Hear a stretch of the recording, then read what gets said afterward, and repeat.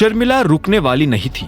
ऐसे में हरदेव बीच में आया और बोला, बस ठीक है शर्मिला, हम लोग खा रहे हैं और खाते वक्त हमें इस तरह की बातें नहीं करनी चाहिए। उसकी बात सुनते ही सब लोग चुप हो गए थे। अभिनव जल्दी से अपना नाश्ता खत्म करके बाहर निकल आया था। वो शर्मिला को अपनी टांग खींचने का और मौका नहीं देना चाहता था। उसका मन तो कर रहा था कि अभी के अभी शर्मिला के घर जैसे 100 घर खरीदे और शर्मिला जैसे लोगों को उनकी औकात दिखा दे, लेकिन वो ऐसा नहीं कर सकता था। उसके पास शांति रखने के अलावा और कोई चारा नहीं था।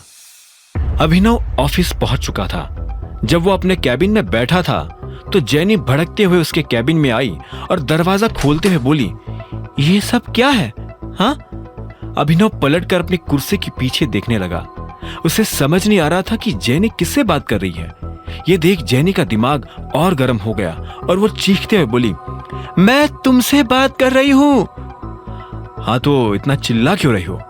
आराम से भी बोल सकती हो। हम ऑफिस में हैं, प्लीज शो सम मैनर्स। ओहो हो, देखो जरा कौन मैनर्स की बात कर रहा है? तुम जिसने ये सब किया है। ये देखो, इस कस्टमर ने हमें सिर्फ 2 स्टार्स दिए हैं। तुम ही इससे डील कर रहे थे ना, तो तुमने इससे ऐसा क्या कहा जो इसने सिर्फ 2 स्टार दिए हैं? जेनी ने अभिनव की टेबल पर एक फाइल पटकते हुए पूछा।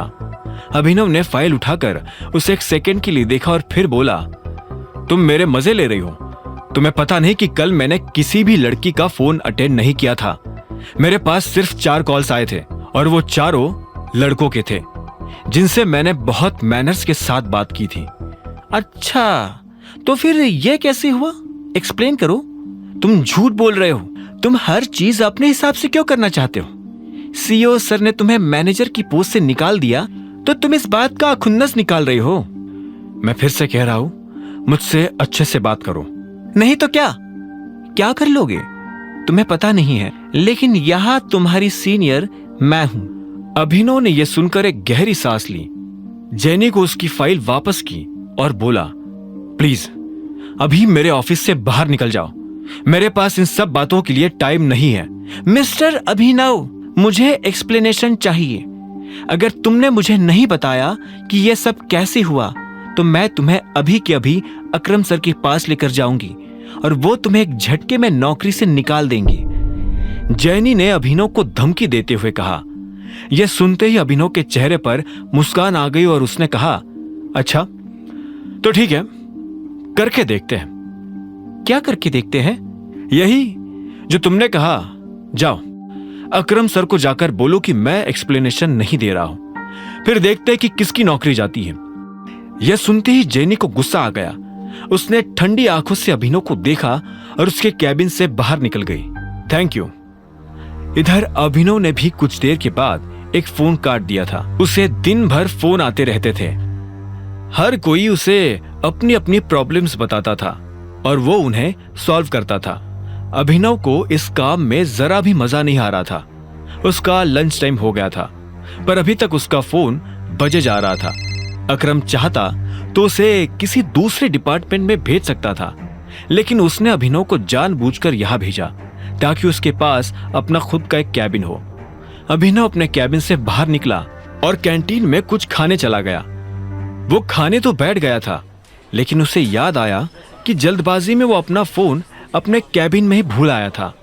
जेनी के जाने के बाद उसने जेनी को नहीं देखा था, लेकिन वो जानता था कि अकरम उससे निपट लेगा। खाना खाने के बाद जब वो अपने कैबिन की तरफ ही जा रहा था कि अचानक उसे कामिनी नजर आई। वो मैनेजर के कैबिन से बाहर आ रही थी। जब उसने अभिनव को देखा तो वो हैरान हो गई और उसे इग्नोर करने लगी। उसने अपने चेहरे के दाईं तरफ सारे बाल गिरा लिए ताकि उसे अभिनव को ना देखना पड़े। अभिनव ने भी उसे नहीं देखने का नाटक किया और सीधा अपने कैबिन में चला गया। जैसे ही वो अपने कैबिन में घुसा तो देखा कि अकरम और जेनी उसके कैबिन में बैठे हुए थे। अभिनव उन दोनों को वहां देखकर हैरान हो गया। आओ आओ टाय, अभिनव आओ, अकरम ने अभिनव को देखते हुए कहा। क्या हुआ, सब ठीक है? आपको कुछ चाहिए? अभिनव ने पूछा। वो ऐसे नाटक कर रहा था जैसे उसे कुछ पता ही ना हो। वो अपनी सीट की तरफ बढ़ने लगा।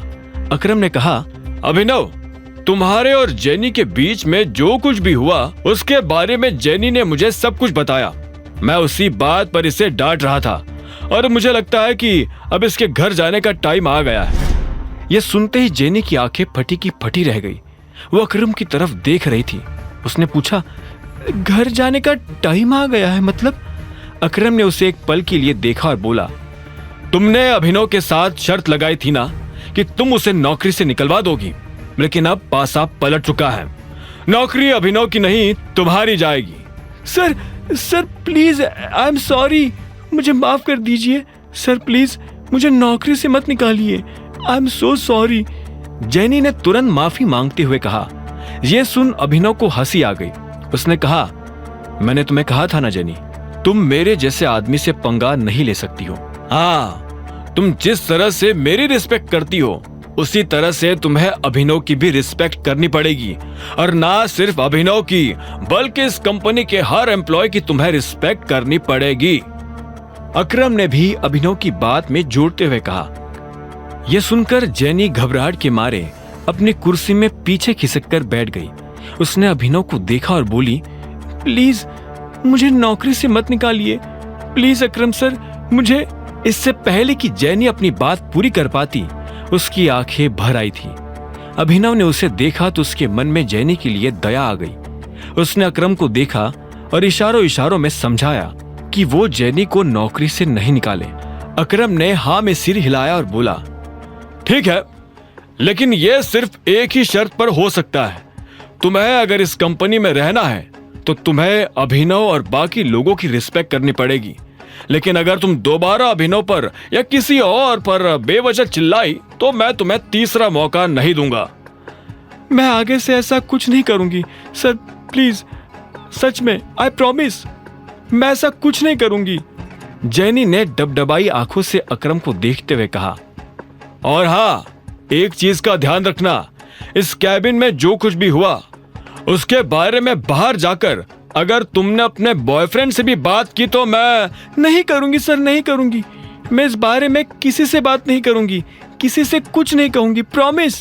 ठीक है, अब तुम जा सकती हो, अकरम ने कहा। जेनी अपनी जगह से उठी और वहां से निकल गई।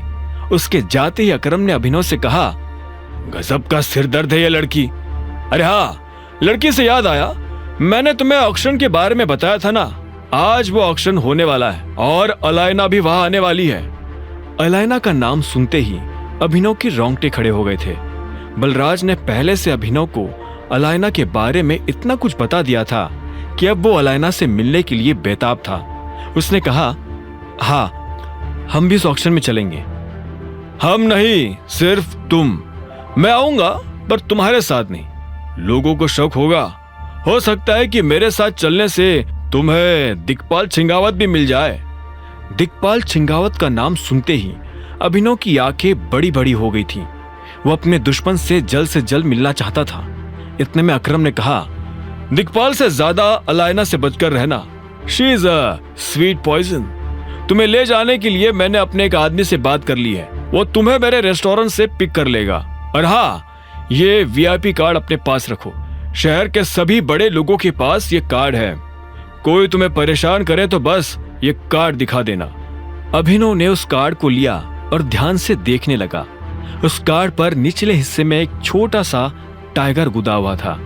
अकरम ने अभिनव से कहा, अगर लोगों को पता चला कि असली टाइगर तुम हो तो लोग तुम्हें भगवान की तरह पूजने लगेंगे। यह सुनते ही अभिनव के चेहरे पर मुस्कान आ गई और उसने कार्ड जेब में डाल दिया। अब आगे क्या होने वाला था, क्या होगा जब अभिनव मिलेगा अलायना से, और क्या वो आज अपने दुश्मन दिक्पाल को देख पाएगा?